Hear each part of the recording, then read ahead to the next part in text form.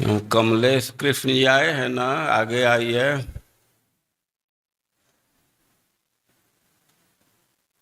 कमलेश कृष्ण जी, कमलेश कृष्ण कुछ बोलेंगे? ये नेफ्ट में, नेफ्ट का फुल फॉर्म क्या है? अभी तो सेंट्रल विश्वविद्यालय हो गया, उसमें मैकेनिकल इंजीनियरिंग में प्रोफेसर हैं। स्टूडेंट प्रीचिंग में इनका रुचि है, वहीं इंस्टीट्यूट में ही प्रीचिंग चलता है, बच्चे रहते हैं। बैठ जाइए, माइक दे दीजिए, सेट कीजिए।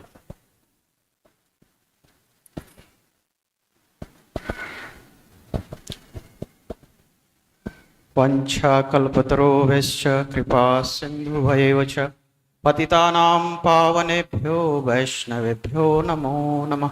अनंत कोटि वैष्णव वृंद की जय। प्रभु महाराज जी के चरणों में सादर प्रणाम गुरु महाराज का। और हम लोग बड़ा सौभाग्यशाली हैं कि इस पुरुषोत्तम मास में गोवर्धन के तट पर आधा कुंड के किनारे लगभग ये भागवत कथा, वो भी रहस्यमय कथा, सुनने का मौका मिला। मैं तो अपने आप को बहुत भाग्यशाली फील कर रहा हूँ कि ये मौका मिला है, उसका भरपूर फायदा उठा लेना चाहिए। और महाराज की कथाएं में मैं थोड़ा सा करूँगा कि जो एनालिसिस जो है महाराज का आज की सुबह की कथा में, कल की कथा में तो माता जी ने वर्णन किया था कि जो जरासंध कृष्ण भगवान को जिस तरह से उल्टी सुल्टी बात कर रहा है, लेकिन सरस्वती जी किस भाव में कर रही हैं। लेकिन आज की कथा में दो चीज मुझे बहुत सुंदर लगा कि भगवान का मथुरा से द्वारिका जाने का प्रयोजन क्या था। तो बाहरी दृष्टि से क्या था, आंतरिक दृष्टि से क्या था।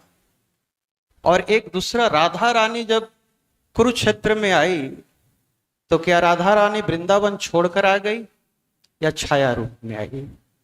जैसे रावण ने सीता जी को ले गया था तो सीता जी गई या छाया रूप में सीता जी गई थी?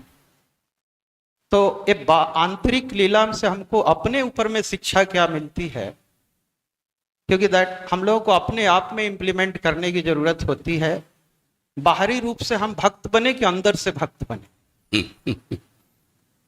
केवल बाहरी पोशाक हो कि अंदर से भाव हो, और पूजा का भी भाव हो जो भगवान ने सिखाया है।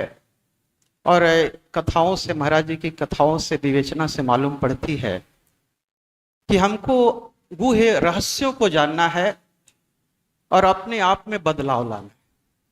क्योंकि भक्ति जब गीता में वर्णन करते हैं तो भक्ति बीच में आती है। 6 अध्याय इधर, बीच में भक्ति रस। तो भक्ति बड़ा गूढ़ है, इसको समझना और अपने आप में बदलाव लाना। इसीलिए जो भक्ति का, जब हम प्रेम के अवस्था, श्रद्धा से प्रेम की अवस्था को जाने को सोच रहे हैं, तो जो अनर्थ निवृत्ति की अवस्था होती है, बीच में होती है, उसको अपने आप में हम कितना इंप्लीमेंट करते हैं वो डिपेंड करता है।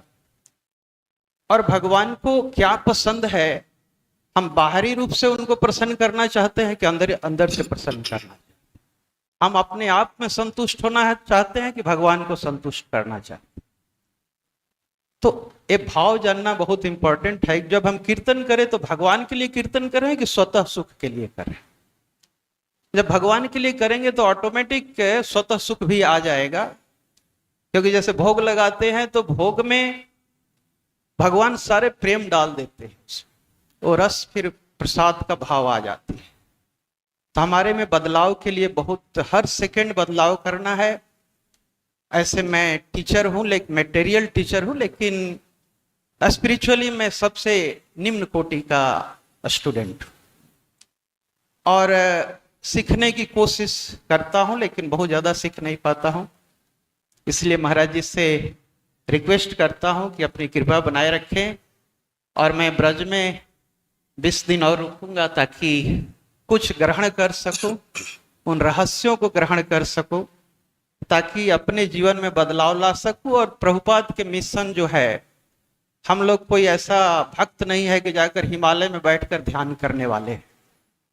हम लोगों का क्षेत्र बड़ा है, जहां जाइए यहां से रिचार्ज कीजिए और जाकर डिस्चार्ज हो जाइए, और फिर रिचार्ज करने के लिए आ जाइए, संतों के पास आ जाइए और पूरी तरह रिचार्ज होइए, फिर उसको डिस्ट्रीब्यूट कीजिए। तो जितना हो सके ग्रहण करने का मौका मिल रहा है, बहुत उत्तम है। और महाराज जी के समय को मैं ज़्यादा टाइम नहीं लूँगा। और ऐसे महाराज जी ने हमको वार्निंग दिया था कि माइक पकड़िएगा तो जल्दी छोड़ने के लिए तो मैं अब आग्रह करूंगा कि हम लोग जितना सीख सके अच्छी बात है, और अपने जीवन में बदलाव लाना। केवल इस कान से सुनना, उस कान से निकालने की बात नहीं है, क्योंकि वो चीज वाणी जो हृदय में जानी चाहिए, हृदय में परिवर्तित होनी चाहिए और उसका परिलक्षित होनी चाहिए। और जैसे कुंती महारानी की प्रार्थनाओं में एक प्रार्थना बहुत सुंदर लगता है, नमो अकिंचन बीताय, नमो अकिंचन बीताय। आप अकिंचनों के धन है। अस्तु वस्तु में महाराज जी ने वर्णन किया, तो वस्तु कौन है? अकिंचन बीताय, अकिंचनों के धन है वो। निवृत्त गुण वृथे, निवृत्त गुण वृथे, आत्मा राय शांताय, आत्मा राय शांताय। शांत आत्माराम है और शांत हैं वो वस्तु ऐसे हैं कि स्वयं संतुष्ट हैं, लेकिन संतुष्ट होते हुए भी हमारी भक्ति से और संतुष्ट होते हैं। जब हम आज्ञाकारी बच्चे बनते हैं, भगवान के हम लोग संतान हैं, और भगवान के अनुसार डायरेक्शन में दिए गए गीता भागवतम को फॉलो करते हैं, तो भगवान अति प्रसन्न होते हैं। आत्मा राय संताय, अद्वैताय पते, अद्वैतों के पति है। तो उसी तरह से हम लोग एक ही होगा, मेरे तो गिरधर गोपाल दूसरो नाही कोई। जब अद्वैत इस भाव में हो जाते हैं कि और दूसरा कोई नहीं, राधा कृष्ण के चरणों को, और ये जो स्थान है गोवर्धन, ऐसे भगवान ने अलग अलग रस का अलग अलग जगह पर व्याख्यान किया। यहाँ सारे रस समाहित हैं, क्योंकि गोपियों के साथ अलग लीला, सखाओं के साथ अलग लीला, लेकिन यहाँ सारे गोपी सखा सारे एक जगह एकत्रित होकर सारे रसों का सार यहाँ गोवर्धन के नीचे आ गया था। तो ये रसों के सार के सामने है, और वो भी स्थानों में श्रेष्ठ राधा कुंड के पास हैं। तो इस स्थान की महिमा, समय की महिमा को देखते हुए और महाराज जी की कथा का श्रवण करते, ऐसी कथा मिलना बहुत दुर्लभ है। ये दुर्लभ कथाओं को दुर्लभ मानुष जन्म में उपयोग करना बहुत श्रेष्ठ है। तो मैं महाराज जी से आग्रह करूंगा कि ऐसे ही कथाओं का निरंतर प्रवाह करते रहें, और हम लोगों को जब जब मौका मिले उसका श्रवण करें। हरे कृष्णा। जय श्रील प्रभुपाद की जय, गुरु महाराज की जय। यहाँ शुभ कृष्ण जी बहुत लोगों को कथा सुना रहे हैं।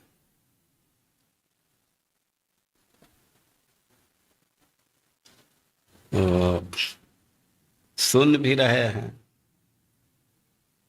और सुने हैं जो कथा, उससे कुछ नमूना दिखावे क्या सुने हैं। ये रोज भागवत बोलते हैं।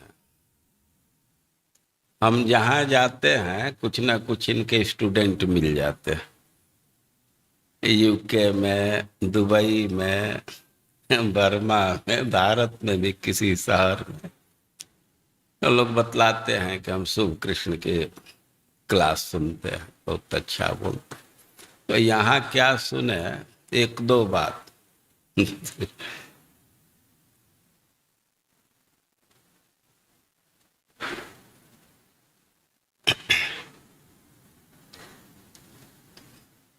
हरे कृष्णा। मुझे कुछ बातें तो बहुत अच्छी लगी थी महाराज की क्लास में। एक्चुअली मैं रडार की तरह काम करता हूँ। मेरे काम का क्या है, मतलब हमेशा महाराज की क्लास में कुछ ऐसी शिक्षा होती है विच चेंजेस माय लाइफ।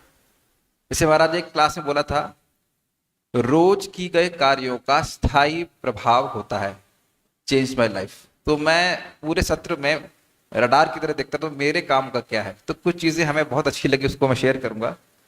एक तो था अस्थि प्राप्ति वाला दैट वाज जस्ट अमेजिंग कि कैसे लड़कियों का नाम एक असुर अपनी वृत्ति के हिसाब से रखेगा। उसकी जो मनोवृत्ति थी, अस्थि बदले इतना है और प्राप्ति और प्राप्त कर, दैट वाज रियली नाइस, बहुत अच्छा लगा था हमको। और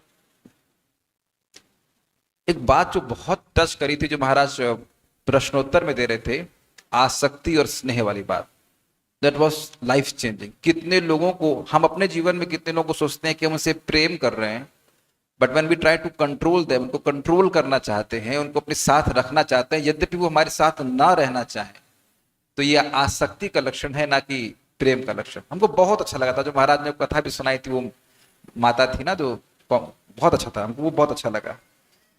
और जो पहला श्लोक जो महाराज समझा रहे थे, उसमें हमको हमारे काम का बहुत अच्छा लगा था, हस्ते नस्त नताप वर्ग, क्योंकि मोक्ष की इच्छा है, इतना अविद्या का बंधन लगा है। जैसे महाराज बंधुहन पे बता रहे थे कि अविद्या के बंधन को काटने वाला। कभी कभी भक्ति का कार्य देखने में बहुत सिंपल लगते हैं, लेकिन प्रभाव इतना अधिक होता है कि व्यक्ति विश्वास भी नहीं कर सकता। कि जो मुझे स्मरण आ रहा था, हरिदास ठाकुर और गोपाल चक्रवर्ती के बीच में वही बात हो रही थी।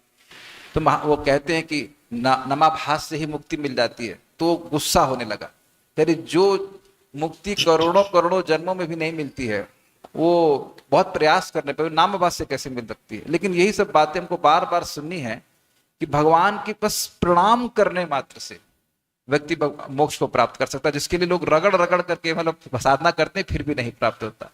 तो ये सब चीजें हैं। और एक चीज मैं और कहूंगा, जो महाराज ने बहुत अच्छा कहा था, वो बहुत अच्छा लगा था शुरुआत में ही, कि भक्ति अनुकूल स्थिति प्राप्त करके फलित हो जाती है।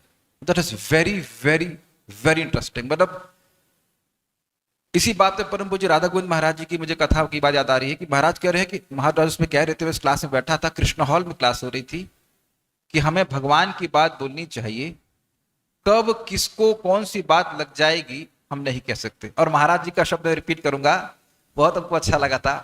महाराज कहते हैं, महाराज जी कहते हैं कि हमको भगवान की बात बोलनी चाहिए, क्योंकि सभी जीव भगवान के प्रेमी हैं, इसलिए उसको अच्छा लगेगा ही। और वही हम महाराज के पद चिन्हों पर चलने का प्रयास कर रहे हैं। आई ट्राई टू रिपीट जो पूर्ववर्ती आचार्यों ने कहा है। और स्पेशली हम तो, अगर आप प्रवचन कभी सुनेंगे तो हर बार महाराज जी ऐसे कहते हैं, महाराज ऐसे कहते हैं, because there are so many things, literally so many things which are changing my life on a daily basis. So मैं महाराज का धन्यवाद करता हूँ कि महाराज एक बात आपको और बताएंगे। महाराज जी एक बार हमको बोले थे रिकॉर्ड करने के लिए क्लास 1.1.1, महाराज जी बलराम हॉल में क्लास दिए थे, और वो क्लास सुनकर मैं चकित हो गया। हमने कहा ये होता है भागवतम। वहां से हमारी कुछ भागवतम की यात्रा शुरू हुई। तो मैं भगवान महाराज जी के चरणों में प्रार्थना करूंगा कि ऐसा आशीर्वाद बनाए रखे कि मेरा कुछ भागवत में मति लगी रहे और लोगों को कुछ पढ़ा सके, खुद भी पढ़ सके इस तरह से। थैंक यू महाराज। हरे कृष्ण।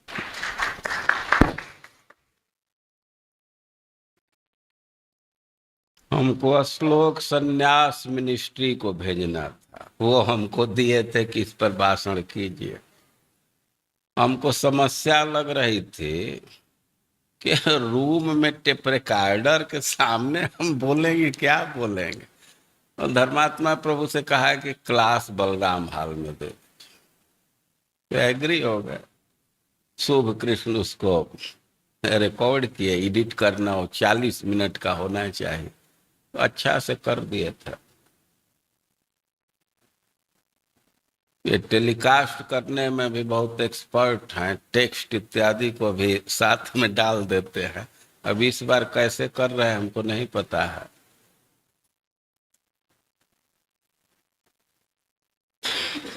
यहाँ एक दंपति आए हैं, हमसे बहुत घनिष्ठता तो नहीं है, लेकिन वो लोग रोज मंथन करके नवनीत निकालते हैं। महाराज की कथा से रोज कुछ ना कुछ अच्छी बात निकाल करके डालते हैं। यद्यपि हम उस ग्रुप में नहीं हैं, तो उन लोगों से हम कहेंगे कि आज नहीं, कल सुबह के सत्र में कुछ सार वस्तु प्रस्तुत करेंगे, राम कृष्ण दास और बरसाना देवी दास। और कल सुबह में और लोग कुछ नवनीत निकाल करके लाएंगे। ठीक है। ये अध्याय 50 का 57 नंबर का श्लोक, अंतिम श्लोक। स्कंध 10 अध्याय 50 श्लोक 57। ओम नमो भगवते वासुदेवाय।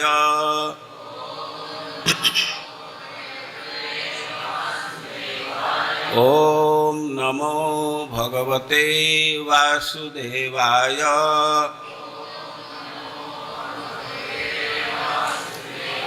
ओम नमो भगवते वासुदेवाय।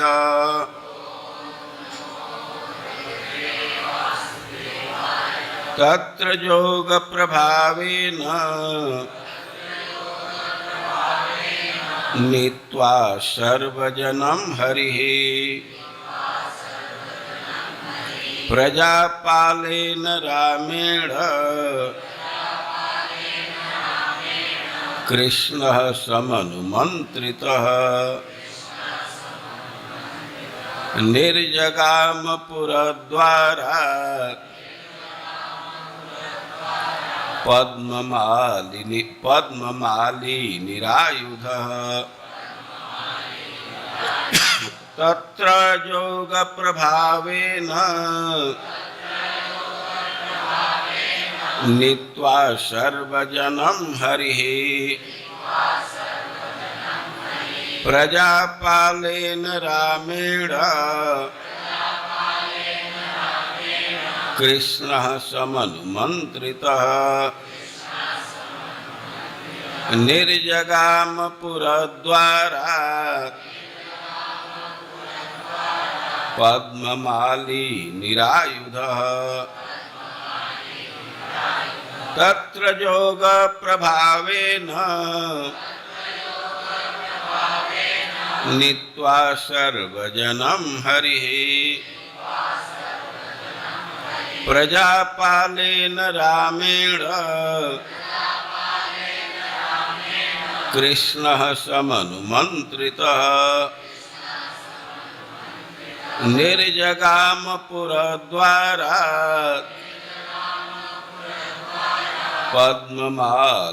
पद्ममाली निरायुधः। तत्र वहाँ योग अपनी योग शक्ति के प्रभाव से नित्वा लाकर सभी जन्म अपनी प्रजा को हरि भगवान श्री कृष्ण प्रजा नागरिकों के पालेन रक्षक रामेण भगवान बलराम द्वारा कृष्ण भगवान श्री कृष्ण समनुमंत्रित सलाह की निर्जगाम बाहर चले पूरा नगर के द्वार से पद्म कमल के फूलों की माला पहनकर निरायुध बिना हथियार के। अनुवाद। अपनी जोग माया शक्ति के बल से जब भगवान श्री कृष्ण ने अपनी समस्त प्रजा को नए नगर में पहुंचा दिया, तब उन्होंने भगवान बलराम से सलाह की जो मथुरा में उसकी रक्षा करने के लिए रह गए थे।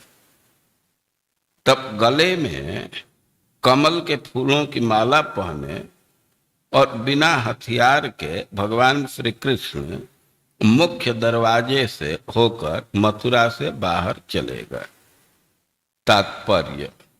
श्रील विश्वनाथ चक्रवर्ती ने भगवान श्री कृष्ण द्वारा समस्त नागरिकों को मथुरा से द्वारका स्थानांतरित किए जाने का वर्णन प्रस्तुत करने के लिए पद्म पुराण के उत्तरखंड से निम्नलिखित श्लोक उद्धृत किया है। सुषुप्तान मथुरायां तो पौरांस्तत्र जनार्दनः उद्धृत्य सहसा रात्रौ द्वारकायां न्यवेशयत् प्रबुद्धास्ते जना सर्वे पुत्रदार समन्विताः हैमहर्म्यतले विष्टा विस्मयं परमं जयौ। अर्धरात्रि में जब मथुरावासी सोए हुए थे तो भगवान जनार्दन ने सहसा उन्हें उस नगरी से हटाकर द्वारका में लाकर रख दिया। जब मनुष्य जागे तो वे अपने आप को, अपने पुत्रों को तथा पत्नियों को सोने से बने महलों के अंदर पाकर चकित रह गए। इस प्रकार श्रीमद् भागवतम के 10वें स्कंध के अंतर्गत भगवान श्री कृष्ण द्वारा द्वारकापुरी की स्थापना नामक 50वें अध्याय के श्रील प्रभुपाद के विनीत सेवकों द्वारा रचित भक्ति वेदांत तात्पर्य पूर्ण हुए। जगत गुरु श्रील प्रभुपाद की। हम लोग सुन चुके हैं जब काल जवन 3 करोड़ सैनिक को लेकर के मथुरा को घेर लिया और भगवान विचार करने लगे कि दोनों भाई इस युद्ध करेंगे और कदाचित जरासंध भी आक्रमण कर देता है तो बहुत भारी अनर्थ होगा। या तो हमारे सैनिक मारे जाएंगे या उनको बंदी बना करके वो अपने राजधानी में ले जा सकता है। और प्रजा को सबसे पहले वे सुरक्षित कर दिया। और प्रजापालेन रामेण कृष्ण समनुमंत्रित, बलराम जी के साथ वे मंत्रणा की। बलराम जी से मंत्रणा करके उनसे कह करके कि आप इधर ही रहिए, हम इसको देखते हैं। और निर्जगाम पुरद्वारा, जो मुख्य दरवाजा है और उससे वे निकल गए। कह रहे हैं कि पद्ममाली निरायुध, वे कमल की माला पहने थे लेकिन कोई भी हथियार नहीं लिए थे, कोई आयुध नहीं लिए थे। भगवान निकले तो आगे कथा बोल रहे हैं सुखदेव गोस्वामी कि तम विलोक्य विनिष्क्रांतम उज्जिहान मिवोडुपम दर्शनीयतमम श्यामम पीत कौशेय वाससम। भगवान जब नगर से निकल रहे हैं तो बहुत ही सुंदर लग रहे हैं। एक उपमा दे रहे हैं कि जैसे चंद्रमा उदित होता है तो वह शोभित होता है, और वैसे ही भगवान मथुरा से निकल रहे हैं, बाहर आ रहे हैं तो शोभित हो रहे हैं। उज्जिहान मिवोडुपम विनिष्क्रांतम। अब भगवान नगर से निकले, बहुत सुंदर लग रहा है।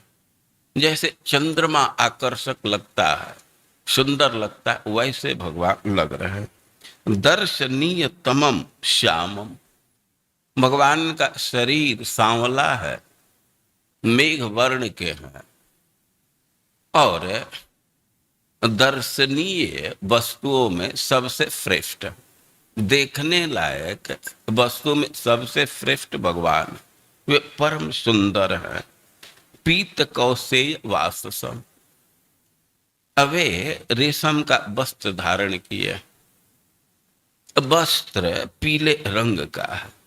श्रीवत्स वक्षसम भ्राजत कौस्तुभा मुक्त कंधरम, उनके छाती पर श्रीवत्स का चिन्ह है और भ्राजत कौस्तुभा मुक्त कंधरम। भगवान कौतुभ मणि धारण किए। कौतुभ मणि अपने गले में बांधे हैं तो बहुत सुंदर लग रहा है। कौस्तुभ मणि पृथु दीर्घ चतुर्बाहु, उनके बड़ी बड़ी भुजाएं हैं और भगवान चतुर्भुज रूप में। नारद जी को भगवान चतुर्भुज रूप में दर्शन देते हैं और नारद जी यही बतलाए थे कि जो यादवों का लीडर है चतुर्भुज है। नव कंजारुरेक्षणम, भगवान के आंख बहुत सुंदर। उदाहरण दे रहे हैं कि जैसे प्रस्फुटित कमल है तो वैसे भी सुंदर लग रहा था। बड़ी बड़ी आंखें थे। नित्य प्रमुदितम, भगवान तो हमेशा प्रसन्न ही रहते हैं। श्रीमद सुकपोलम सचिस्मितम, उनके गाल बहुत सुंदर दिख रहे थे। खास करके वे कुंडल धारण करते हैं तो कुंडल के कांति से उनके गाल में और चमक आ जाते। तो कह रहे हैं कि श्रीमद बहुत सौंदर्य है, सौंदर्य से युक्त है। सुकपोलम, सुंदर कपोल है। सचिस्मितम, मुख पर मुस्कान है। मुखार बिंदम बिभ्राणम स्फुरन मकर कुंडलम, कमल के फूल के सदृश उनका मुख है और स्फुरन मुकुर कुंडल, मकराकृत कुंडल। मकराकृत कुंडल एक भ्रांति रहती। हम लोगों के मन में बैठा है कि मकर मतलब मगर, लेकिन ये मकर एक मछली की जाति है। आप भक्ति रसामृत सिंधु पढ़ते हैं, वहाँ मंगलाचरण में रूप गोस्वामी उल्लेख किए हैं। मकर के आकृति के कुंडल हैं और ये स्फुरित है, स्फुरन बहुत चमक रहे हैं, सुंदर लग रहे हैं। तो ये सब है लक्षण दिख रहा। नारद जी जैसा वर्णन किए थे तो उससे मिलान कर रहा है, तो एकदम ठीक ठीक बैठ रहा है। तो वासुदेवो ययम इति पुमान श्रीवत्स लांछन, वह निर्णय कर लिया, मिला लिया कि यही वसुदेव का पुत्र है। देखिए जो भगवान का वर्णन किया जा रहा है कि पीताम्बर धारण किए हैं, सुंदर शरीर है, और जो भी वैकुंठ में भगवान के पार्षद हैं तो वे भी खूब सुंदर होते हैं। वे भी कुंडल धारण करते, वे भी माला पहनते, वे भी पीताम्बर पहनते, लेकिन एक अंतर रहता है, श्रीवत्स लांछन। ये भगवान का पक्का पहचान। श्रीवत्स का चिन्ह है, दूसरे परिकरों में नहीं है। ये भगवान का अपना स्पेशल चिन्ह है और उसके आधार पर वह निर्णय कर रहा है कि अयम वासुदेव, यही आदमी पुमान वासुदेव है, वसुदेव का पुत्र है। चतुर्भुजो रविंदाक्षो वनमाल्याति सुंदर, वह चतुर्भुज है, कमल के समान सुंदर आंख है और बनमाला धारण किया है, अति सुंदर है। और पीछे जो वर्णन किया गया है उसी को तो रिपीट कर रहा है, लेकिन ये कोई दोष नहीं है। पीछे जो वर्णन किए वो सुखदेव गोस्वामी किए, और अभी जो बोल रहा है तो वह कालजवन बोल रहा है। तो भाई वक्ता बदल गए तो एक ही बात दो बार आ रही है तो एक दोष के रूप में नहीं ग्रहण करना चाहिए। तो लक्षणेर नारद प्रोक्तर नान्यो भवति मरहति। जैसा नारद जी लक्षण बतलाए हैं तो कोई दूसरा व्यक्ति नहीं है, वही है। लेकिन अब वो कठिनाई महसूस कर रहा है। निरायुध चलन पद्म्याम योत्स्य ये न निरायुध। वो देख रहा है कि नारद जी तो कहे कि बहुत भारी वीर है, लेकिन ये कोई हथियार नहीं लिया है, इसके पास रथ नहीं है, तो इससे लड़ाई करना है तो हम भी कोई हथियार नहीं लेंगे और किसी रथ का उपयोग नहीं करेंगे। इति निश्चित जवन प्रादव तम परांग मुख। तो ऐसा निश्चय करके और वो काल जवन भगवान के तरफ दौड़ ही गया। प्राद्रवत बड़ा तेजी से झपटा, तो भगवान के लिए भी करे परांग मुख। अब तो भगवान आ रहे थे तो सामने से वो देख रहा था, लेकिन जब ही तेजी से चला तो भगवान अपना साइड बदल दिए। अब मुख उसके सामने था तो पीठ उसके सामने हो गए और वहां से भागे। अन्वधावत जिज्ञासुस्तम दुरापम जोगिना। अब भगवान जब भागे तो वो भी पीछे से दौड़ा, क्योंकि वो भगवान को पकड़ना चाहता था। अब क्या उसकी मूर्खता कही जाए कि जिसको जोगी का मन भी नहीं पकड़ पाता है और उसको दौड़ करके पकड़ना चाहता है। लेकिन जो हो वो पकड़ना चाह रहा है, तो भगवान के पीछे वो दौड़ गए। वे भगवान ऐसा क्यों कर रहे हैं, उसके साथ युद्ध क्यों नहीं कर रहे हैं, भाग क्यों रहे हैं? और भगवान शिव जी का आदर कर रहे हैं। भाई शिव जी वर दिए थे गार्ग्य को कि तुम्हारा संतान जादवों को डराने वाला होगा। यही वो गार्ग्य प्रार्थना ही किए थे कि ऐसे संतान चाहिए जिससे यादव भय करें, यादवों को डराने वाला, भयभीत करने वाला संतान चाहिए। तब शिव जी कहते कि ठीक है।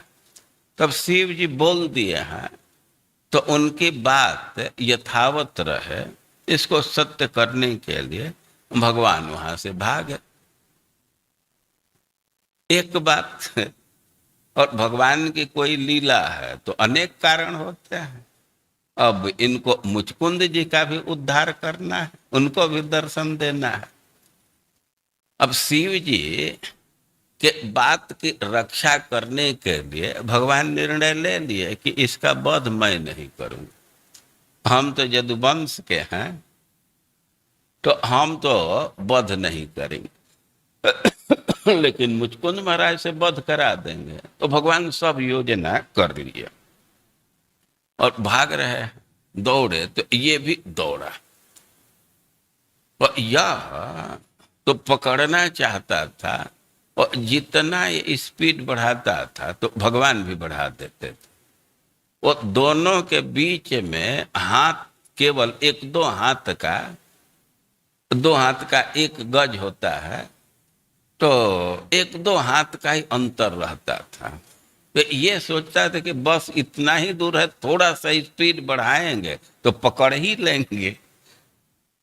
लेकिन भगवान थोड़ा और अपना स्पीड बढ़ा देते थे, तो ये बहुत स्पीड बढ़ाता गया, लेकिन वो दो हाथ की दूरी बनी ही रह गई। हस्त प्राप्त मिवात्मान हरिणा सब पदे पदे नीतो दर्शयता दूरम जवनेशो कंदरम। और ऐसे ही भगवान बहुत दूर उसको दौड़ा लाए। वो बहुत तेजी से दौड़ रहा था कि बस थोड़ा स्पीड बढ़ाएंगे, एक हाथ का ही तो दूरी है, पकड़ ही लेंगे। उसका झोंटा पकड़ लेते हैं, बाल पकड़ लेते हैं, लेकिन भगवान दूरी तो वही रह गया, एक हाथ का ही अंतर है, लेकिन बहुत दूर दौड़ा लाए। अब एक अंदाज ले सकते हैं कि भगवान मथुरा से निकले और धवलपुर तक इसको दौड़ाते हुए ले गए। मथुरा के बाद आगरा है और आगरा के बाद धवलपुर, ग्वालियर के बाद है कि पहले है पता नहीं। और धवलपुर में मुचकुंद महाराज का गुफा, तो वहां तक दौड़ाते ले गए। नीतो दर्शयता दूरम जवनेशो अद्रि कंदरम पलायनम जदुकुले जातस्य तवनोचितम। तो भगवान भाग रहे थे, तो पहले तो सोचा कि पकड़ लेंगे, लेकिन भगवान जब उसके पकड़ में नहीं आए तो गाली देने लगा। क्या जब वंश में जन्म हुआ है ना, भाग रहे हो, इतना नाम है कि जादव बलवान है और तुम तो अपने वंश का नाम खराब कर रहे हो। यदुवंश में जन्म लेकर के भागना ये सही है? पलायनम जदुकली जातस्य तब नोचितम, एकदम तो कायरता का लक्षण दिखा रहे। ये यदुवंश में जन्मे हुए व्यक्ति का तो लक्षण नहीं दिख रहा। इति क्षिपन अनुगतो नयनम प्रापा हता शुभम। वो कितना भी गाली देता रहा, लेकिन भगवान तो वो बढ़ते रहे आगे। और यह बहुत अपना स्पीड बढ़ाया, लेकिन नयनम प्राप, उसको भगवान को पकड़ नहीं सका। भाई क्यों नहीं पकड़ सका? आहत अशुभ, उसका अशुभ समाप्त नहीं हुआ था। भगवान से बैर रख रहा है, उसका अशुभ समाप्त नहीं हुआ था, और इसलिए वो लाख जोर लगाने के बाद भी वह पकड़ नहीं पाया। एवं क्षिप्तोपि भगवान प्राविशद गिरिकंदरम सोपि प्रविष्ट तत्रान्यम शयानम ददृशे नरम।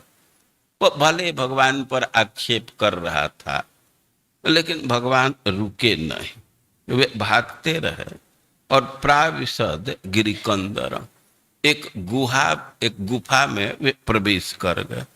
सोपि प्रविष्ट, वो तो बड़ा क्रोध में था, उसका निर्णय था कि कृष्ण को पकड़ ही लेना है। तो कृष्ण जब गुफा में गए, तो गुफा में घुसने से तुमको छोड़ देंगे, हम छोड़ने वाले नहीं हैं। वो भी गुफा में घुस गया। तत्रान्यम शयानम ददृशे नरम, तो गुफा में घुसा तो देखा कि यहाँ एक आदमी सो रहा है। वो आदमी सो रहा है तो यह विचार नहीं किया कि कौन आदमी है। अब वह वहां भी गाली ही देने लगा। नन वसो दूर मानिय सेते मामिय साधुवत, कि हमको इतना दूर दौड़ा करके लाया, हमको थका दिया, और यहाँ एकदम निश्चिंत सो रहा है। लग रहा है कि कुछ गलती ही नहीं किया, एकदम निर्दोष जैसा सो रहा। इति मत्वा चितम मूढ़ तम पदा समताडयत, वह ऐसा मान करके वो तो सोच रहा था कि कृष्ण ही यहां आकर के सो गया। पदा समताडयत, वो लात से मार दिया। एक प्रश्न हो सकता है कि अरे थोड़ा तो विवेक उसको होना चाहिए ना, कि जो दौड़ते हुए आ रहा है तो अभी सो कैसे जाएगा। तो वो सब क्यों नहीं विचार किया, क्योंकि मूढ़, वो क्रोध के मारे उसका विवेक खत्म हो गया था। आदमी क्रोध में हो जाता है तो विवेक खत्म हो जाता है। कैसे वो कविता बड़ा प्रसिद्ध है, जब क्रोध मनुष्य पर छाता है विवेक पहले मर जाता है। जो हो तो एक तो क्रोध के मारे उसका विवेक खत्म था, और गुहा में अंधकार था तो स्पष्ट दिख भी नहीं रहा था। इतना ही दिखा कि कोई आदमी सो रहा। अब वो क्रोध में था, क्रोध के मारे कुछ विचार नहीं किया, सीधे पैर से मार दिया। कुछ लोग तो कहते हैं कि भगवान दौड़ते हुए गए और मुचकुंद जी पर ही अपना पीताम्बर डाल दिए। अब जो है ऐसा हम तो नहीं कहीं पढ़े हैं, लेकिन वो क्यों लात चला दिया, इसके विषय में उत्तर यही है कि मूढ़, उसका विवेक खत्म था। एक तो क्रोध के मारे विवेक नहीं काम कर रहा था, और गुफा में अंधकार था तो स्पष्ट दिख भी नहीं रहा था। तो स उत्थाय चिरम सुप्त शनैरुन्मील्य लोचने दिशो विलोकयन पार्श्वे तम द्राक्षित अवस्थितम। अब लात मारा तो उनकी आंख खुलने लगी। बहुत दिन से वे सोए थे। चिरम सुप्त शनै उन्मील्य लोचने, नींद खुल गई तो धीरे धीरे आंख खोलने लगे। अब आंख खोल रहे हैं तो दिशो विलोकया, आंख खोल करके ऐसे देख रहे हैं तो पार्श्वे तम द्राक्षित अवस्थित, वो सामने देखा कि कोई व्यक्ति स्थित है। सतावत तस्य रुष्टस्य दृष्टिपातेन भारत, वो आधा नींद में जगाया था। नींद तो उनकी पूरी नहीं हुई थी। और नींद में हो व्यक्ति और उसको जबरदस्ती जगा देते हैं तो उसको क्रोध आता है। और मुचकुंद महाराज के लिए कह रहे हैं कि रुष्टस्य दृष्टि पाते न, इनको अच्छा नहीं लगा। ये सो रहे थे, ये मारा, इनकी नींद खुल गई तो उनके दृष्टिपात होने से देह जे नाग्निना दग्ध भस्मसाद अभवत क्षणा, वो दृष्टि का प्रभाव हुआ कि उसके देह में आग लग गई और वो तुरंत जल करके खाक हो गया। और भगवान एक्सपर्ट हैं, वे गुफा में गए तो जा करके भगवान मुचकुंद महाराज के सिर के पीछे खड़े हो गए। उधर दृष्टि जाएगी नहीं। और यह तो दौड़ते हुए गया और सीधे पैर ही चला दिया और उनके दृष्टि से उसके शरीर में आग लग गई और भस्मसाद अभवत क्षणा, बहुत जल्दी में जर करके खाक हो गया।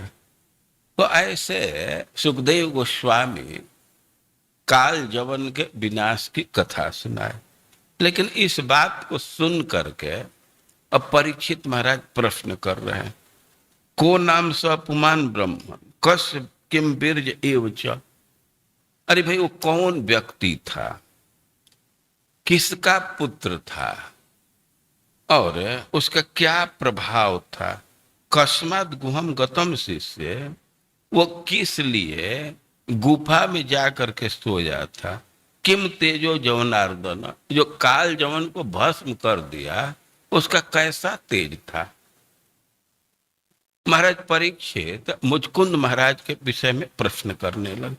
सुखदेव गोस्वामी उत्तर दे रहे हैं, स इक्ष्वाकु कुले जातो, वे बतला रहे हैं कि वह इक्ष्वाकु कुल में जन्म लिया। इक्ष्वाकु महाराज मनु के पुत्र। मनु महाराज को छींक आई और छींक से ही एक पुत्र का जन्म हो गया। क्योंकि छींक से जन्म हुआ, इसी से उसका नाम इक्ष्वाकु हो गया। ये बड़े ही प्रतापी राजा हैं। भगवान राम इन्हीं के वंश में आए थे। तो स इक्ष्वाकु कुले जातो मानधात्री तनयो महान, और वह मानधाता का पुत्र था। वो महान भागवत पुरुष है। मुचकुंद इति ख्यातो ब्रह्मण्य सत्य संकर, उनका नाम मुचकुंद है। वे ब्राह्मणों के भक्त हैं और दृढ़ प्रतिज्ञ। और मुचकुंद महाराज का परिचय दे रहे। इक्ष्वाकु के वंश में जन्म लिए और मांधात्री तनयो महान, ये मांधाता के पुत्र हैं। मांधाता नाम भी एक घटना के साथ ही पड़ा। एक कौन व्यक्ति थे? ज्वनाश्व महाराज और विकुक्षी, ऐसे थे। एक व्यक्ति यज्ञ करा रहे थे। अब यज्ञ करा रहे थे, ब्राह्मण लोग अभिषिक्त जल रखे थे और उन यजमान को रात्रि में प्यास लग गई। और प्यास लगी तो सोचे कि अब ब्राह्मणों से जाकर के पानी मांग करके पिएंगे, लेकिन उधर कोई दिखा नहीं, सब लौक था और उनको बहुत तेज प्यास लगी थी। और एक घड़े में, लोटा में जल था, वे उसी को पी गए। प्यास के मारे उसको पी गए। तो वह तो यज्ञ चल रहा था पुत्र प्राप्ति करने के लिए, और वो अभी मंत्रित जल था। अब सुबह ब्राह्मण लोग आए और कहे कि जल कहाँ गया, जल कहाँ गया? तो जल तो हम पी गए। भाई जल तो मंत्र से अभिषिक्त था, तो उनके कोख में पुत्र उत्पन्न हो गया। और अब कोख फाड़ करके पुत्र तो निकाल दिया गया, लेकिन समस्या यह थी कि लड़का रोने लगा। भाई लड़का जन्म लेता है तो उसको दूध की जरूरत होती है, भाई किसका स्तनपान करेगा? तो इंद्र कहे कि हम इसको पान कराएंगे। तो अंगुली डाले, इंद्र के अंगुली से अमृत का स्राव होता है और माम धास्यति, हमारा पान करेगा, और इसलिए उसका नाम मानधाता हो गया। परीक्षित महाराज प्रश्न पूछ रहे हैं, क्योंकि कुछ नाम नहीं बतलाया गया है। कथा करते समय तो इतना ही उल्लेख है कि काल जवन किसी सोते हुए आदमी को देखा और जगने से उसके दृष्टि से जल करके भस्म हो गया। तो भाई कौन आदमी था, किस वंश में था, उसका क्या प्रभाव था, अब उसके जानने के विषय में प्रश्न कर रहे हैं। और सुखदेव गोस्वामी उत्तर दे रहे हैं कि इक्ष्वाकु महाराज के वंश में वो आया और महाराज मंधाता का पुत्र है। मुचकुंद इति ख्यात, उसका नाम मुचकुंद है। और उनका परिचय दे रहे हैं कि महान, वे महाभागवत हैं, ब्रह्मण्य, ब्राह्मणों के भक्त हैं और सत्य संगर, वे दृढ़ प्रतिज्ञ, बड़े ही प्रतापी व्यक्ति हैं। सयाचित सुरगण इंद्राद्य रात्म रक्षण। अब उनके विषय में कह रहे हैं कि देवता लोग उनसे प्रार्थना किए आत्मरक्षण, अपनी रक्षा के लिए। देवताओं की युद्ध चल रही थी असुरों से, असुर लोग उनको परेशान कर रहे थे, लड़ रहे थे। तो देवता लोग मुचकुंद महाराज से याचना की कि हमारी सहायता कीजिए, हमारी रक्षा कीजिए। अब मुचकुंद महाराज का क्या व्यक्तित्व है, एक अनुमान कर सकते हैं कि देवता लोग अपनी रक्षा के लिए उनसे प्रार्थना कर रहे हैं। असुरेभ्य परित्रस्त तद रक्षाम सो करुचिरम, और देवताओं की प्रार्थना को स्वीकार किए और बहुत काल तक देवताओं की भी रक्षा किए। और वे युद्ध में सहायता कर रहे थे तो कोई साधारण सैनिक जैसा सहायता नहीं कर रहे थे, देवताओं के सेनापति के पद पर स्थित होकर के सहायता कर रहे थे। अब वे कितने महान हैं, कितने प्रतापी हैं, आप इस बात से समझ सकते हैं। तो लब्ध्वा गुहन्ते स्वपालम मुचकुंद मथा ब्रुवन राजन विरमताम कृच्छ्रात भवान न परिपालना।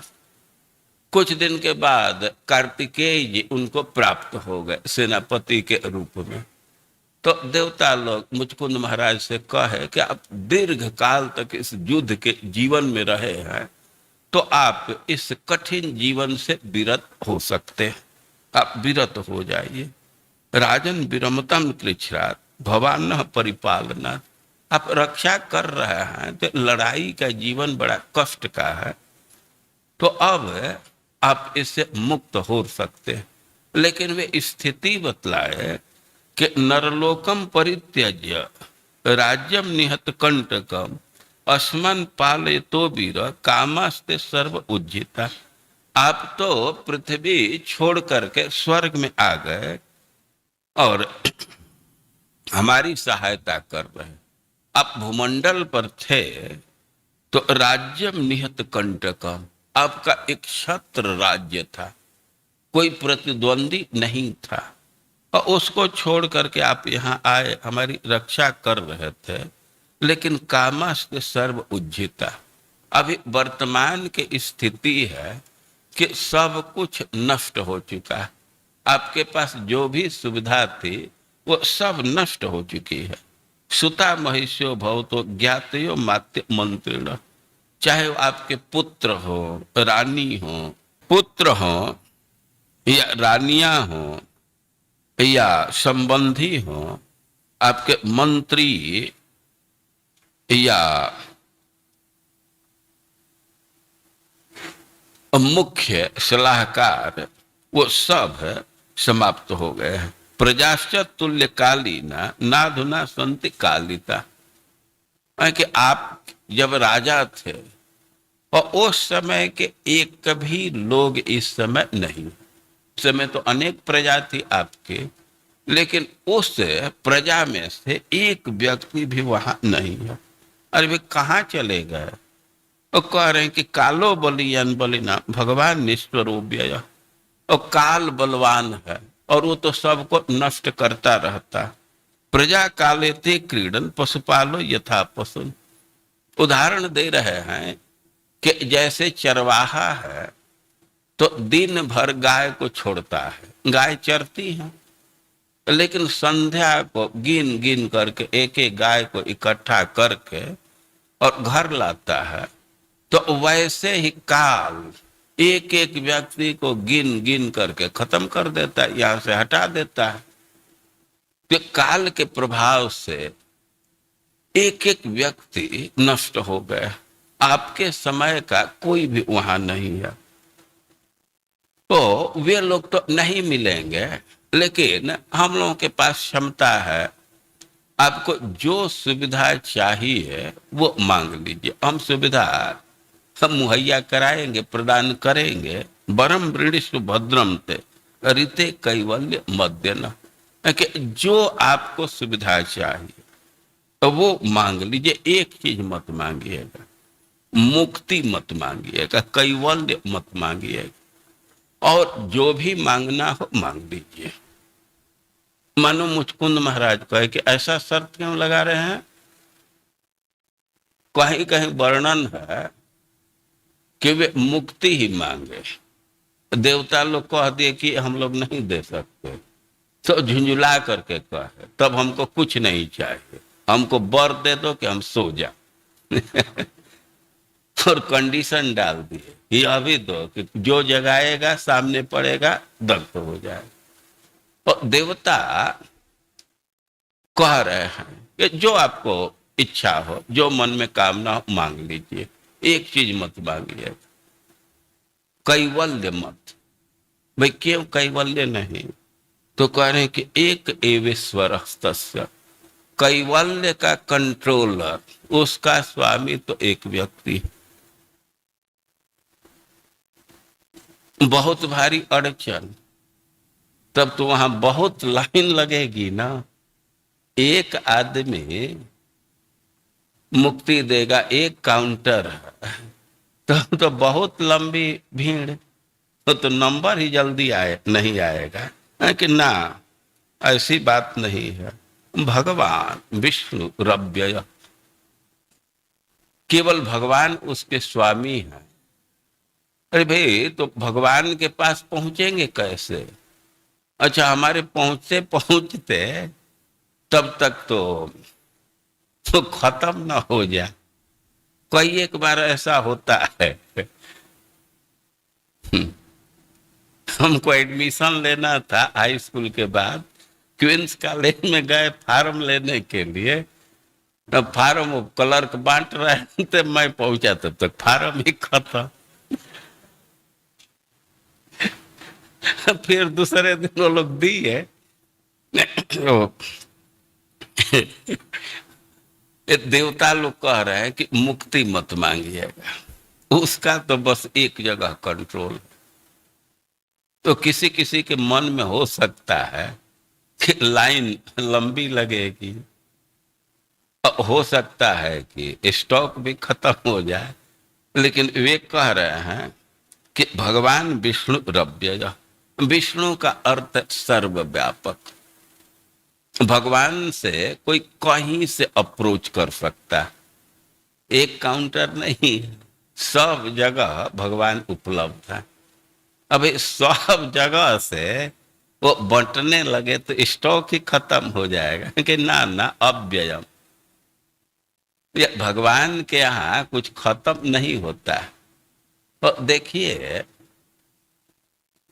मुक्ति की क्या स्थिति है कि सब देवता एक व्यक्ति को मुक्ति नहीं दे सकते, लेकिन भगवान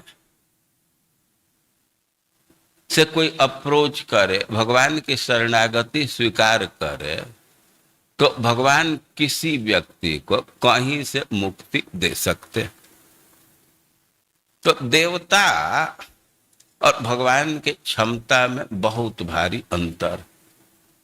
इस पर थोड़ा विचार करना चाहिए कि उस व्यक्ति पर शर्त डाल रहे हैं जो व्यक्ति देवताओं की सहायता किया, उनका सेनापति के पद को संभाला है। देवता उन पर खुश हैं, लेकिन खुश होने से क्या हुआ? जो क्षमता है, जो अधिकार क्षेत्र है, तो उसी में कुछ कर सकते हैं। वो अपने अधिकार क्षेत्र में जो भी सुविधा है वे प्रदान कर सकते हैं, लेकिन मुक्त नहीं कर सकते। देखिए, जिनको कोर्ट कचहरी का थोड़ा ज्ञान होगा इस बात को समझना चाहिए कि सरकार के जेल की व्यवस्था, जेल की व्यवस्था को देखने के लिए जेलर होता है। वो जेलर जेल में कुछ सुविधा दे सकता है। वो इतना ही करेगा कि किसी से मिलना हो तो उसकी छूट दे सकता है, थोड़ा सोने के लिए अच्छी सुविधा प्रदान कर सकता है, लेकिन जेल के अंदर ही, जेल से बाहर वो नहीं कर सकता। जेल से बाहर करने का अधिकार सीजीएम को।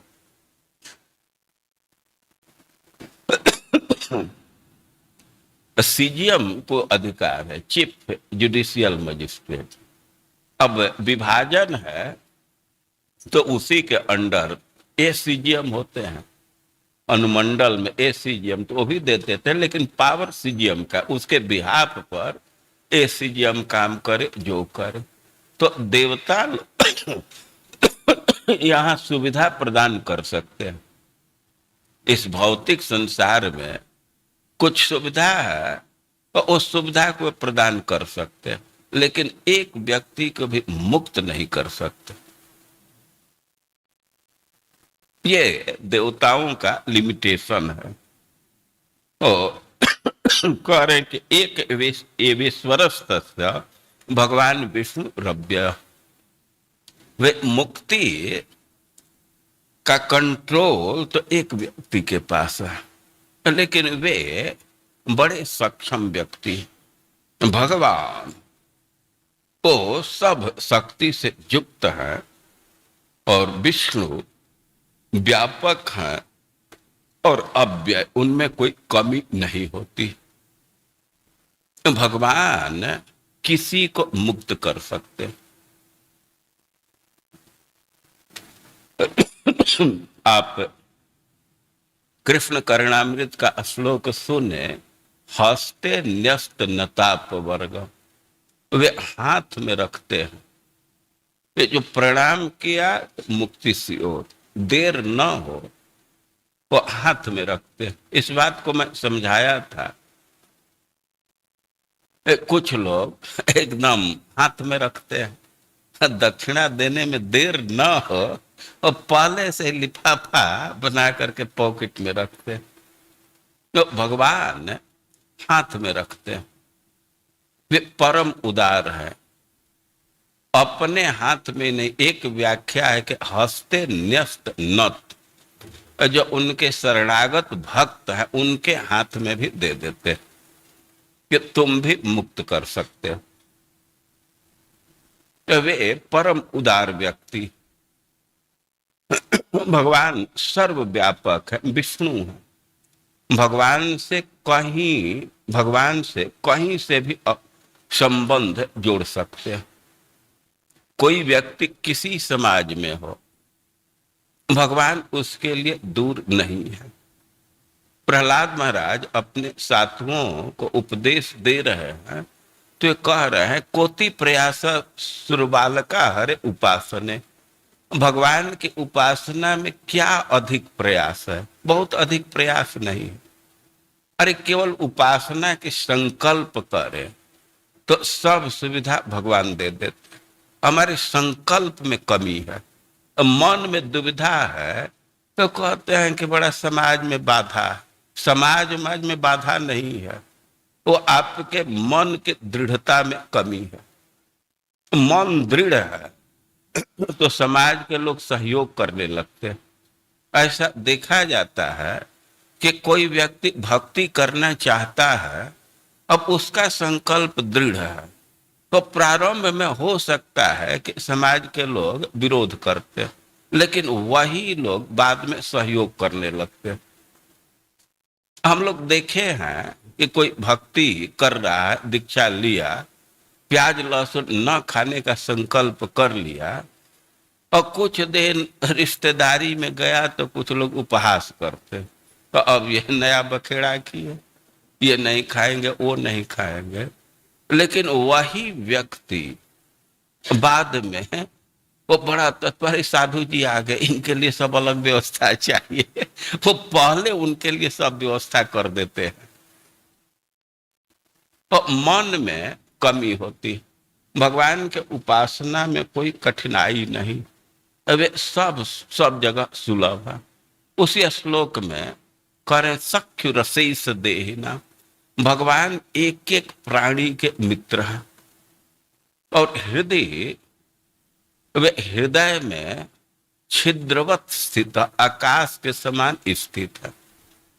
जैसे किसी को आकाश से अप्रोच करने में कोई कठिनाई है, सब जगह आकाश की सत्ता, जो भी खाली जगह है वहां आकाश है। तो वैसे ही भगवान तो सबके हृदय में स्थित है।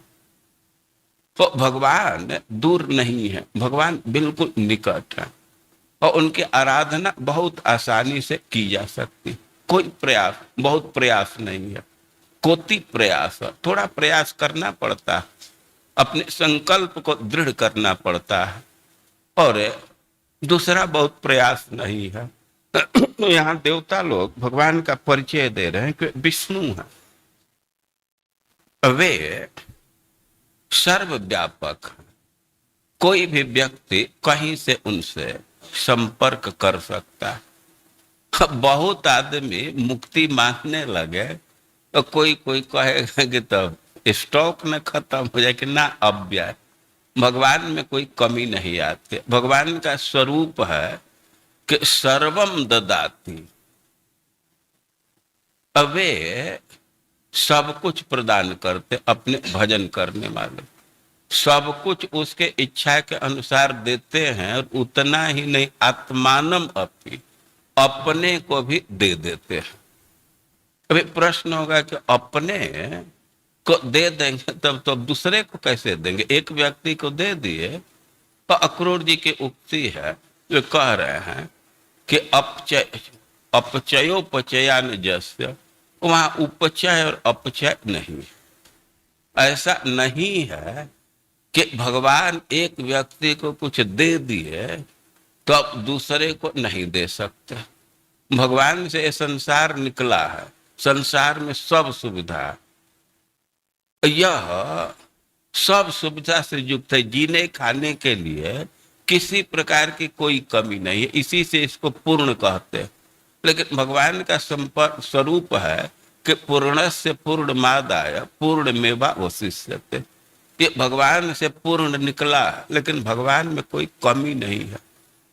और भगवान और सुविधा तो देते ही हैं, वर प्रदान करते, मनोरथ पूर्ण करते हैं। वे ऐसे उदार है कि अपने को भी दे देते हैं। कह पंडित स्तुद परम शरणम समीया। अक्रूर जी भगवान को लेकर के मथुरा पहुंचे। अक्रूर जी प्रार्थना कर रहे थे, नहीं, भगवान वहां मथुरा पहुंचे तो भगवान कहे कि आप रथ ले लीजिए और चले जाइए मथुरा, हम तो पीछे से आएंगे। ओ अक्रूर जी प्रार्थना करने लगे कि ना हम भवद्भ्याम रहित प्रवेक्षे मथुराम पूरी, आप दोनों को छोड़ करके हम नगर में नहीं प्रवेश करेंगे। मानो भगवान कहे कि तुम सेवक हो ना, सेवक का काम है स्वामी का बात मानना। तो अक्रूर जी कहे भक्तम ते भक्त वत्सल, आप भी तो भक्त वत्सल है ना, अब भक्त की उपेक्षा कैसे करेंगे? अब भक्त वत्सल है ना, तो मैं पक्का कहता हूं कि मैं आपका भक्त हूं। तो भगवान कहे कि अभी नहीं जाऊंगा, हम बाद में आएंगे। वो अक्रूर जी चले गए और वे प्रतीक्षा में थे। लेकिन भगवान कंस का वध करने के बाद अक्रूर जी के पास गए।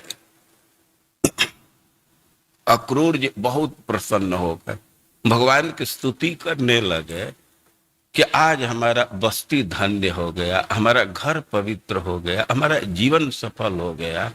उसी क्रम में बोल रहे हैं कह पंडितस्त्वद परम शरणम समीया। कौन ऐसा बुद्धिमान व्यक्ति होगा कि आपको छोड़ करके किसी दूसरे के शरण में जाएगा? कह पंडितस्त्वद परम त्वत अपरम शरणम समीया भक्त प्रिया ऋत गिर सुहृद कृतज्ञ।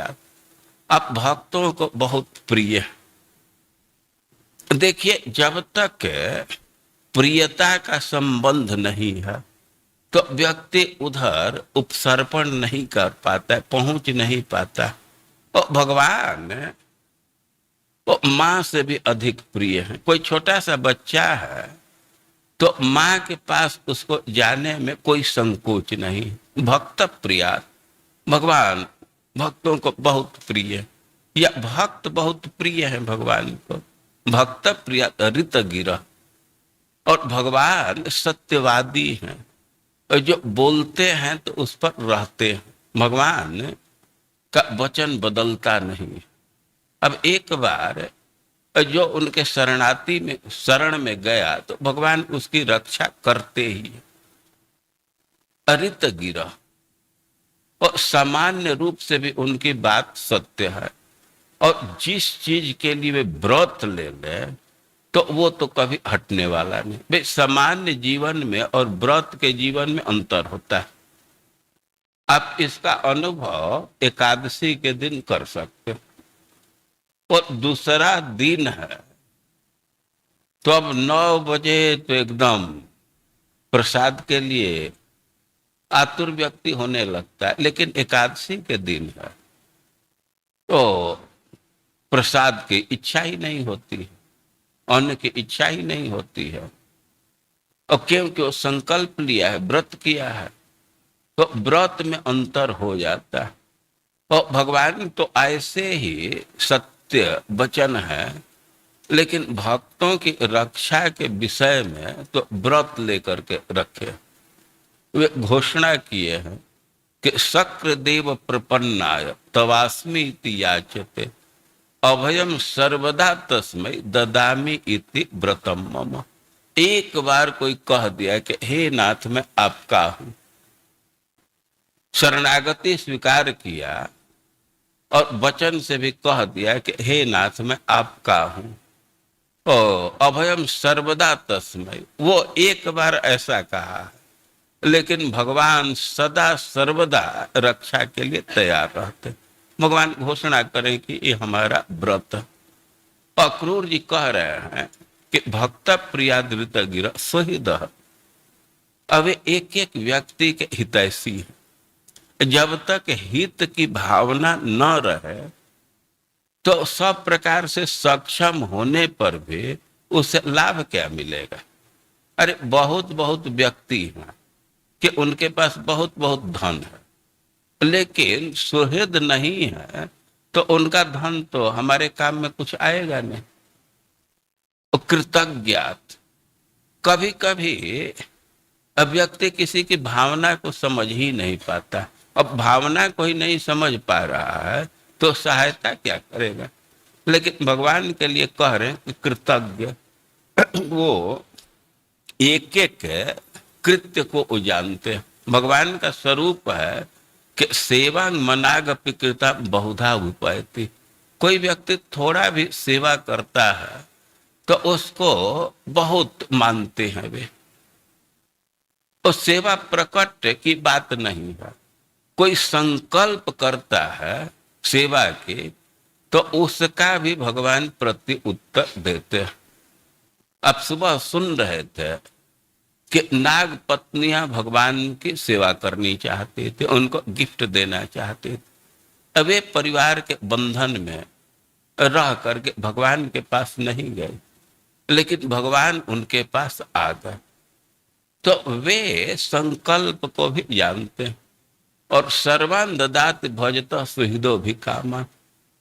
भगवान से एक सौहार्द का संबंध हो जाता है और व्यक्ति उनकी भक्ति कर रहा है तो सर्वान ददाति, उसका जो भी मनोरथ है सब पूर्ण करते। और केवल मनोरथ ही पूर्ण नहीं करते, आत्मानम अपि, अपने को भी प्रदान कर देते। अपचयो पचयान जास्ति। अबे अपने को एक व्यक्ति को दे देंगे तो दूसरे को कैसे देंगे। तो अक्रूर जी कह रहे हैं कि वहां अपचय और उपचय नहीं। ऐसा नहीं है कि बहुत लोग भगवान को भोग लगाने लगे, गिफ्ट देने लगे तो माल रखने की जगह की कमी हो जाएगी। ऐसा नहीं है। या भगवान से बहुत कुछ लेने लगे लोग तो भगवान में थोड़ा कमी हो जाएगा, ऐसा भी नहीं। अपचय और उपचय नहीं है। तो भगवान अव्यय है, अपने को भी प्रदान कर देते हैं। तो कथाकार लोग हैं, वे कथा सुनाते हैं कि विभीषण जी राम के पास आए। वो पहले पता चला कि कोई आया है व्यक्ति, तो भगवान तो कहे कि जाकर के उसको बुला लाइए, लेकिन दूसरे लोग कहने लगे कि ना, छानबीन होना चाहिए।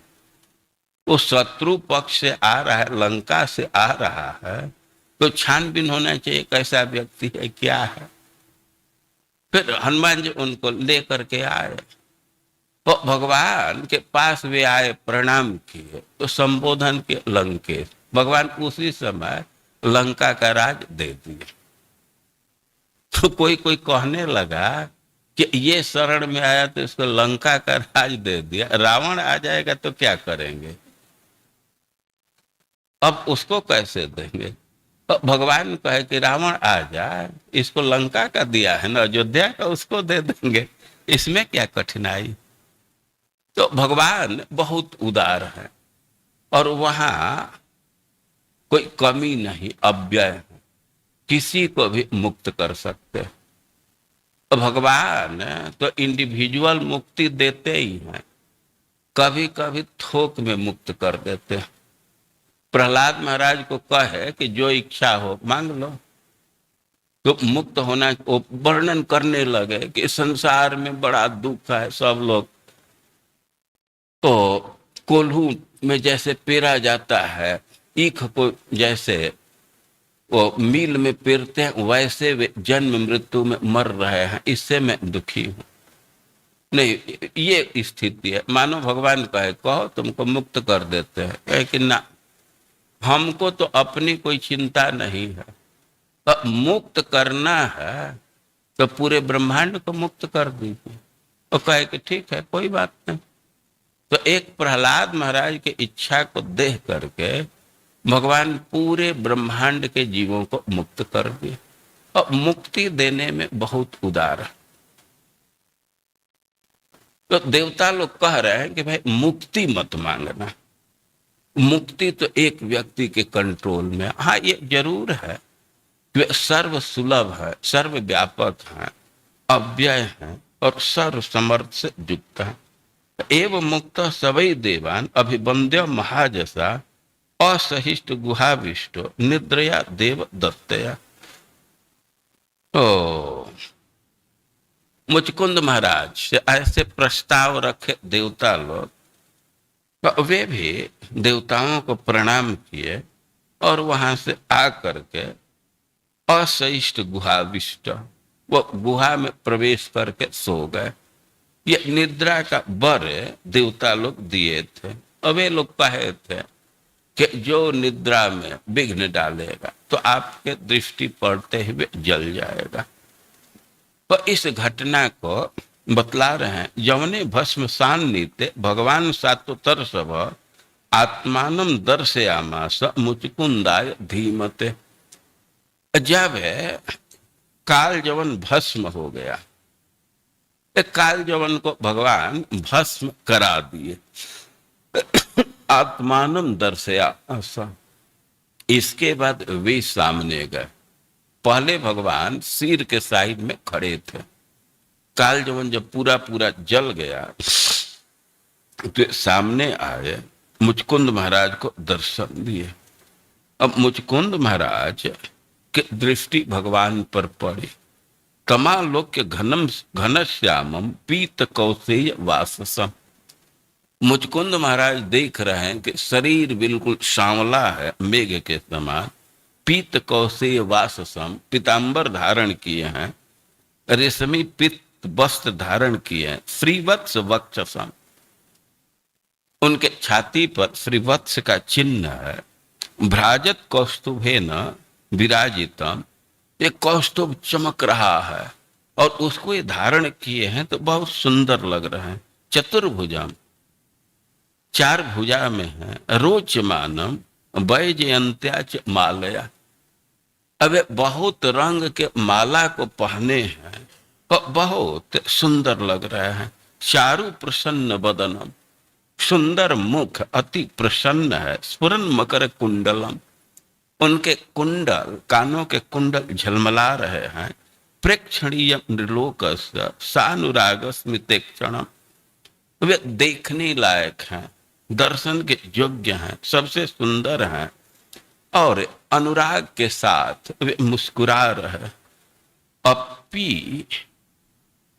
अपिच वैसम मत मृगेंद्रोदार विक्रमम, और उनका पराक्रम या चलना सिंह के समान है। पर्यपृच्छन महाबुद्धि तेज सा दर्शिता, भगवान के तेज को देखे तो मुचकुंद महाराज भी सकपका गए। और संकित सनकई राजा दुर्धर्ष मिव तेजसा, अबे उनसे पूछने लगे। मुचकुंद महाराज भगवान के तेज से सकपका गए, बहुत तेज था।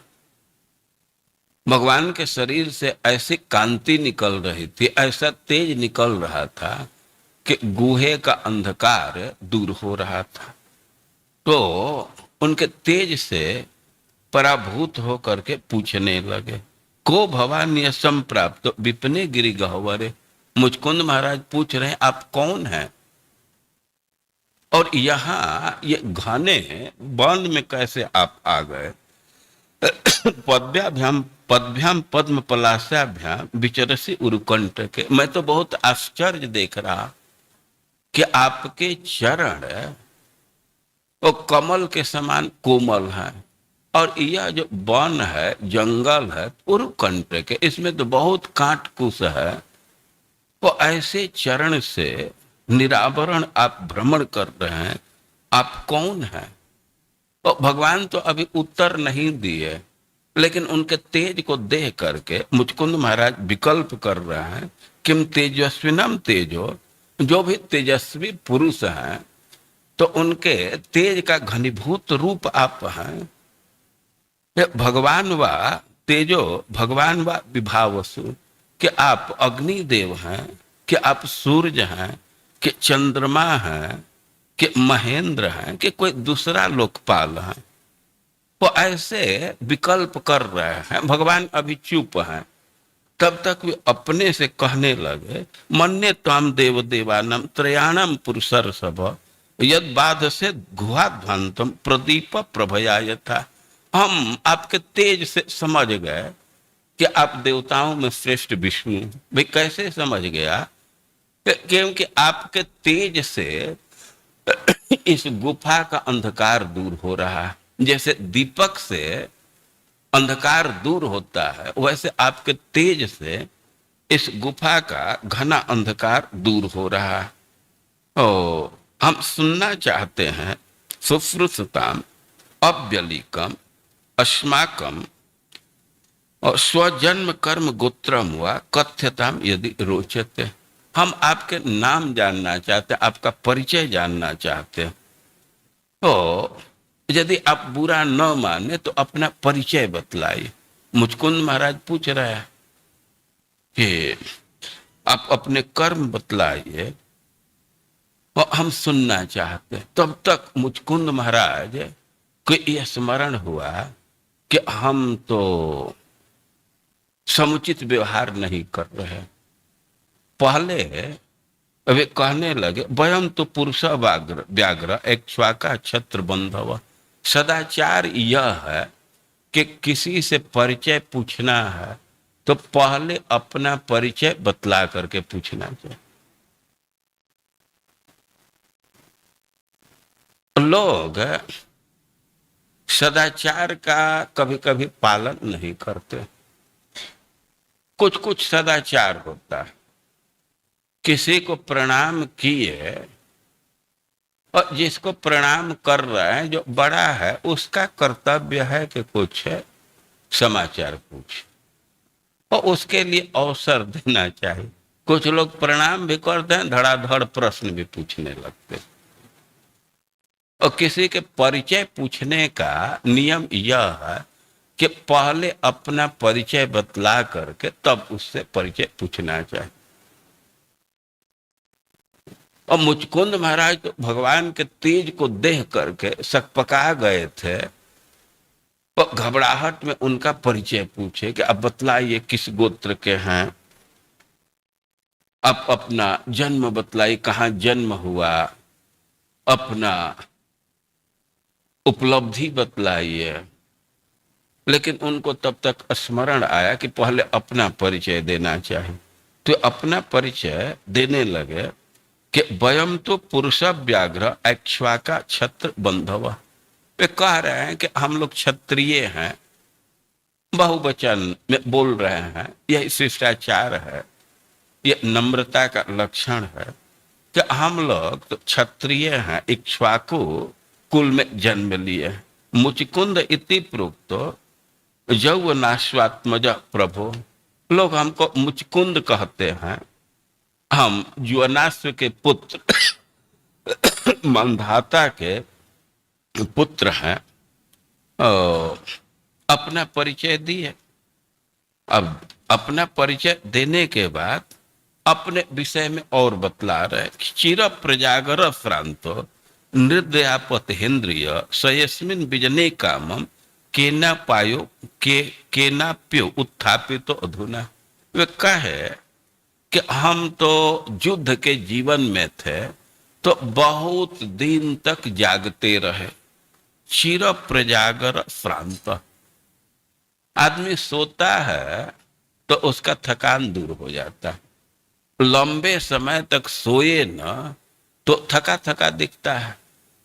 तो मुचकुंद महाराज कह रहे हैं कि चिर प्रजागर श्रांत, हम तो बहुत दिन तक लड़ाई में थे, सोने का अवसर नहीं था, तो थके हुए थे, निद्रया पहतेंद्रिय, और हम निद्रा में चले गए। जैसे यहाँ सोए थे एकांत में, तब तक किसी के द्वारे मैं जगा दिया गया, हम पर कोई लात मार दिया।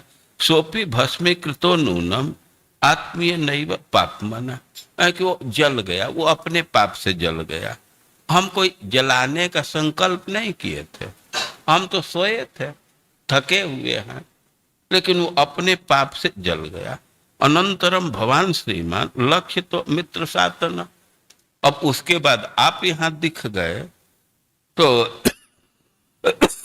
आपका तो इतना तेज है कि वो तेज के आगे हमारा तो आंख ही चौंक दिया गया, हम तो कुछ देख नहीं सकते। और आपके असह्य तेज से हमारी शक्ति दबी जाती है और हम आप पर अपनी दृष्टि स्थिर नहीं कर पाते। इतना तेज है कि आपके तरफ देर तक देख नहीं सकता। हे माननीय, आप समस्त देहधारियों द्वारा आदर किए जाने के योग्य हैं। माननीय से देहिना, आप इतने तेजस्वी हैं कि हर प्राणी को आपका सम्मान करना चाहिए, सबके लिए पूज्य है। तो भगवान से परिचय पूछे, अपना परिचय बतला दिए, तो अब भगवान भी बोलना प्रारंभ किए। भगवान कह रहे हैं कि जन्म कर्माभिधानानि संति मेंग सहस्रश, कह के हमारा जन्म कर्म और नाम तो हजारों हजार है। न शक्यन्ते नुसंख्यातुम अनंतत्वात् मयापि है, कि वो तो अनंत है। अब अनंत होने के कारण उनका गिनती मैं खुद ही नहीं कर सकता, मैं उसकी गणना नहीं कर सकता। अरे भाई, हमारे जन्म के विषय में पूछ रहे हो, कर्म के विषय में पूछ रहे हो, तो हमारे जन्म कर्म अनंत है, उसकी गिनती नहीं की जा सकती। इसी बात को और स्पष्ट कर रहे हैं कि क्वचिद रजांसी बिम में पार्थिवानी उर्जन्म भी गुण कर्माभिधानानि न में जन्मानि करहि चेत। भगवान कह सकते हैं कि हो सकता है कि पृथ्वी के धूली कण को गिन दिया जाए। अरे भाई, ये बहुत कठिन काम है, कैसे कोई गिन देगा?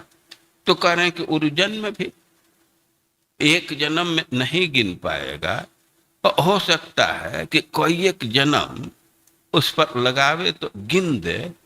तो यह तो संभव है कि पृथ्वी के धूली कण को गिन सकते हैं, लेकिन हमारे जन्म कर्म को कोई नहीं गिन सकता। अब वे अनंत हैं, अब अनंत हैं तो उनकी संख्या की नहीं जा सकती, और यह संभव नहीं है। गुण कर्माभिधानानि न में जन्मानि करहि चेत्, पृथ्वी के धूल को व्यक्ति गिन सकता है, लेकिन हमारे जन्म कर्म की गिनती नहीं कर सकता। श्रीमद् भागवतम में ब्रह्मा जी स्तुति कर रहे हैं भगवान के, तो उस समय कहने लगे कि आपका दो स्वरूप है, एक निराकार स्वरूप है और एक सगुण स्वरूप है। तो जो निराकार स्वरूप है, निर्गुण स्वरूप है, उसका ज्ञान तो किसी किसी स्थिति में हो जाता है, लेकिन आप जो अवतार ग्रहण किए हैं तो इसका ज्ञान तो बहुत दुर्घट है, इसके तत्व को जान जाना बहुत कठिन है। तो कह रहे हैं कि तथापि भूमन महिमा गुणस्य ते विबोध मरहत्य मलांत रात्म भी, जो आपका निर्गुण स्वरूप है और उसके महिमा का व्यक्ति अनुभव कर सकता है। कैसे अनुभव करेगा? कौन करेगा? तो यानी कि अमलात्मा भी शरीर मन से वासना पूरा पूरा निकल जाए, कोई कामना न रहे, मन शुद्ध हो जाए, तो अव्यक्रियात् स्वानुभवाद रूपत यनन्य बोध्यात्मतया न चान्य था, तो भगवान का अनुभव होने लगता है।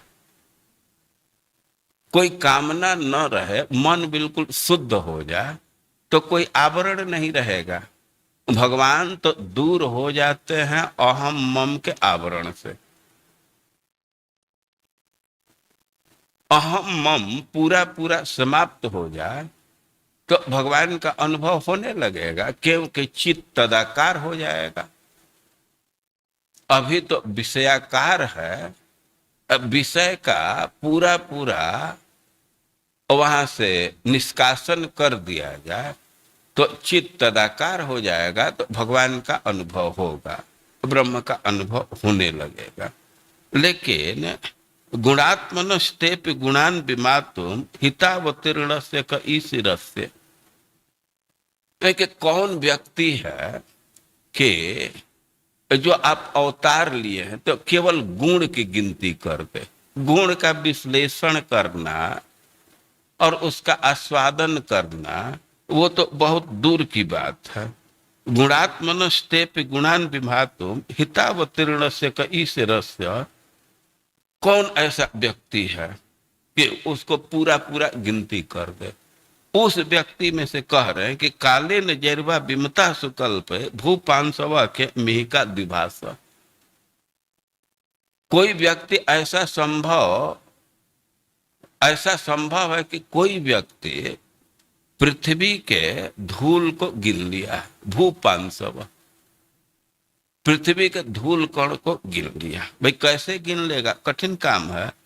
तो कह रहे हैं सुकल्प ही, किसी की बहुत पटु इंद्रियां है या बहुत सॉफ्टिकेटेड मशीन का प्रयोग करके कुछ सिस्टम विकसित करके ऐसा हो सकता है कि पृथ्वी के धूली कण को गिन लिया।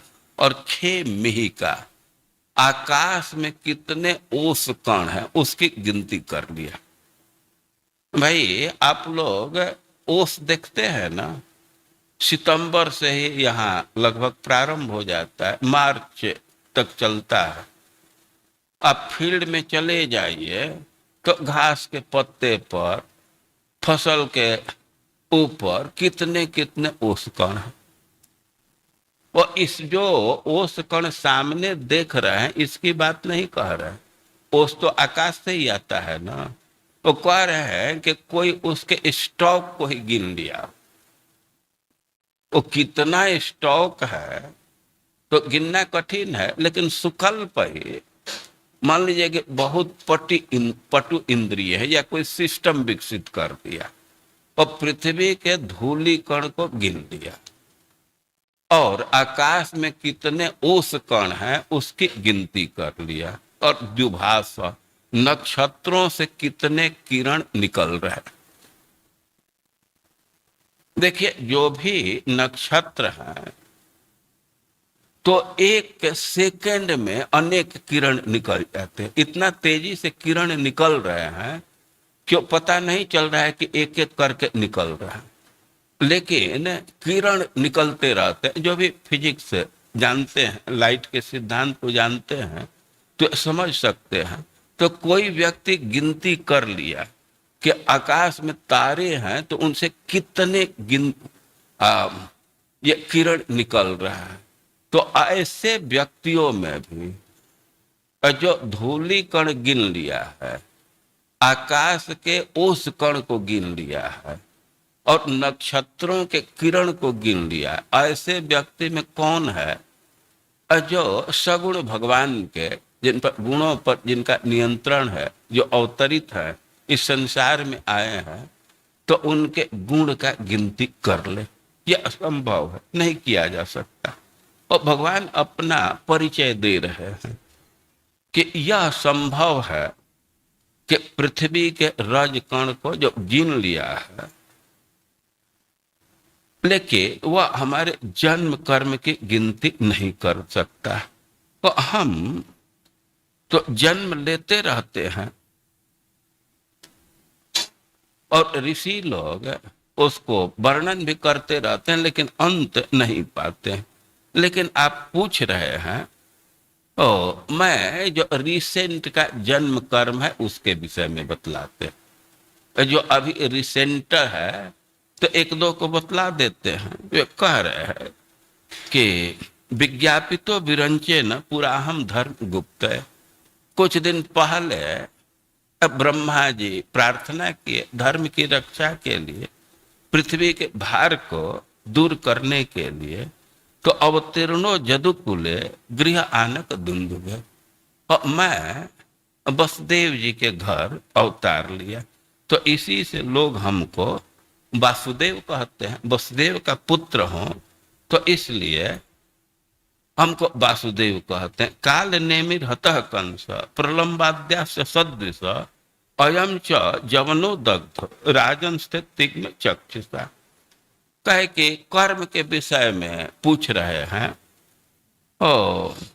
अभी तो कंस का वध किए हैं और इसके पहले प्रलंब इत्यादि का वध किए हैं जो साधुओं से द्वेष करते थे। और अभी अभी आपके तीक्ष्ण चक्षु से ये काल जवन दग्ध हुआ। तो एक तरह से उसको भी भगवान अपने अकाउंट में ही डाल रहे हैं कि हमारी ही व्यवस्था है।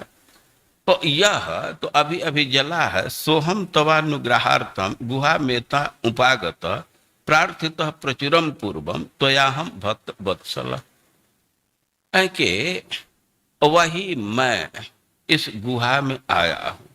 आप पहले बहुत प्रार्थना किए, भक्ति किए हैं और आपको दर्शन देने के लिए मैं यहाँ आया। वरान वृणीश्वराजर से सर्वन कामन ददामि थे माम प्रसन्नो जन मान प्रसन्न प्रपन्न होना चाहिए।